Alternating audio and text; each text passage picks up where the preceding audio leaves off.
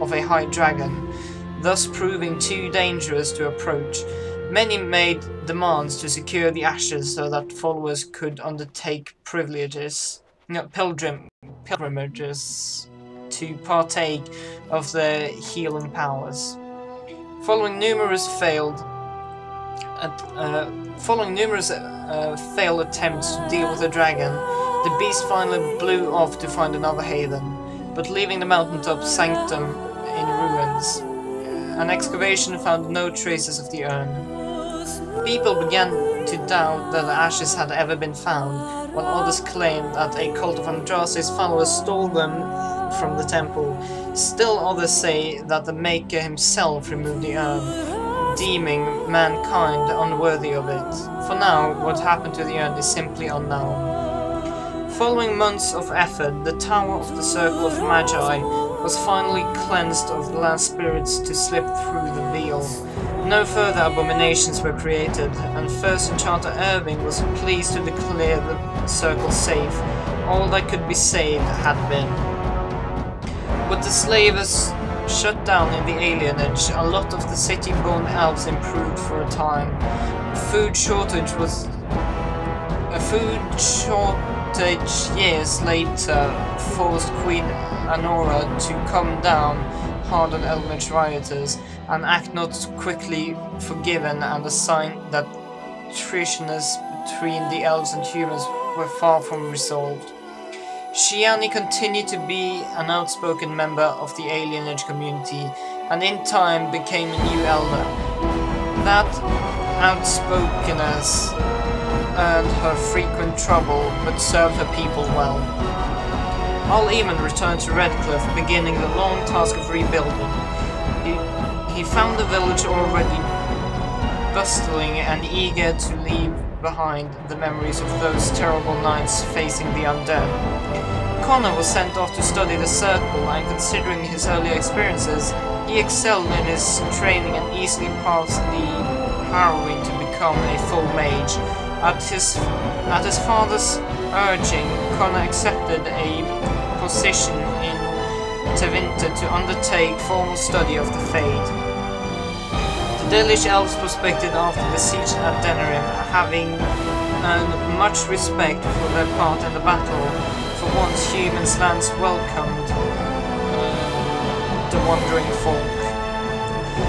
The new keeper, Lanaya, was respected both amongst the Dalish as well as in the Ferelden court. She was a voice of reason, and other Dalish clans would turn to help resolve disputes with human folk.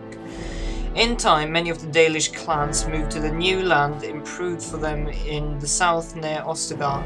Mary of their human neighbours, however, tensions soon rose again, and only Keeper Laniel's leadership kept peace alive. In Orzammar, King Harrowith found himself in a traced battle against Balin's rebellion that left him unable to gain the stability he needed.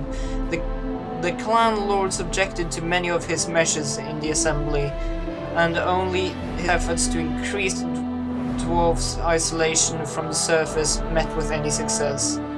In time, Harrod's health began to fail. Some claimed it was poison, while others said it was a lagging spirit. Either way, after a protracted illness, the king finally passed away. The wrangling in the assembly for a success began almost immediately. Dwarn Maid Dana ultimately completed her studies at the rebuilt Circle Tower on the surface. Eventually, she published a comprehensive theory of how lyrium vapors relate to the supply of magic. It gained a great deal of attention. This inspired mages from the other parts of Thedas to establish a new Circle of Magi in Orzammar itself, one that had ready access to Dwarn lyrium, and lies outside the Chantry's power completely. The willingness of Orzammar to harbour apostates sparkled outrage that begun whispers that the Divine was contemplating a new exalted march. Although the Anvil of the Void was destroyed, rumors about its location crept into Ozma. Years later, thanks to the defeat of the Darkspawn on the surface, a few determined Smith managed to locate the Anvil's remains. They examined the ruins of the Anvil, and upon returning to Ozma with their findings, convinced the Shapered to attempt to recreate Karadin's research. A new golem was created, bound with a spirit taken from the Fade. The golem immediately went insane, killing several Shapers before it was destroyed. The research was branded excessively dangerous and sealed away. Whispers of its existence circulated throughout Ozma, however, and demanded among the Smith caste to reopen Karadin's research refused to abate. As good as her were, Morrigan disappeared once the archdemon was slain. Someone of Morrigan's description was seen traveling alone months later, heading west throughout the Frostbite Mountains, as she may even have been with child. There was no word of her after that. With Flemeth dead, or at least gone, the chances of tracking her down were slim indeed. One cannot help but wonder, however, what became of the child. What were Morrigan's plans? These questions must remain a mystery for now. Alistair was true in his words and did not return to the Grey Wardens. He was last seen before the siege, hiring a Riviani ship to take him out of Denerim, and attempted to coup to overthrow Anora. A year later, borrowed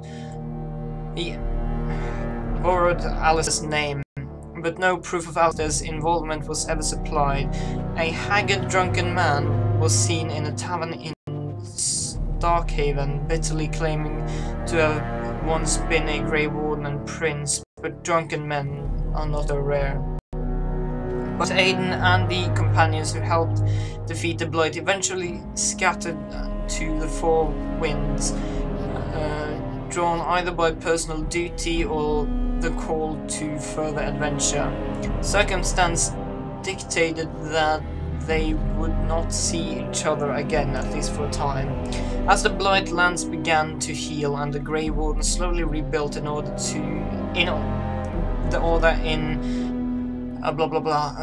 they discovered that the fight against Darkspawn was not yet complete. Although the Horde was rooted and had dissolved upon the Archdemon's death, many of the more powerful Darkspawn survived to organize roving war bands that preyed both upon the land and upon each other.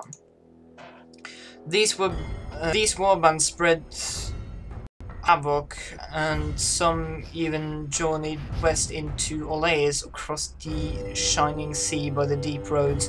They proved incredibly difficult to wipe out. But these are tales yet to be told. This tale ended when Aiden sank his blade in the Archdemon's head and destroyed it forever. It was not the last time Ferelden would hear of him, however.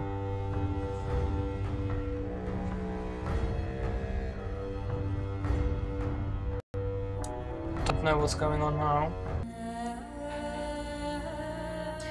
So, Dragon Age Origins. What can I say? It is currently 6:40 AM. I had a lovely 6-hour session, I would say. This is the game by far I have spent the most time on, and I must say I am pleased. I am definitely pleased with the storyline. At times it got boring, but that happens with pretty much any game. Kind of odd what it's doing here. When the frame rate drops, the text goes slower. When it rises again, it goes quicker. Huh.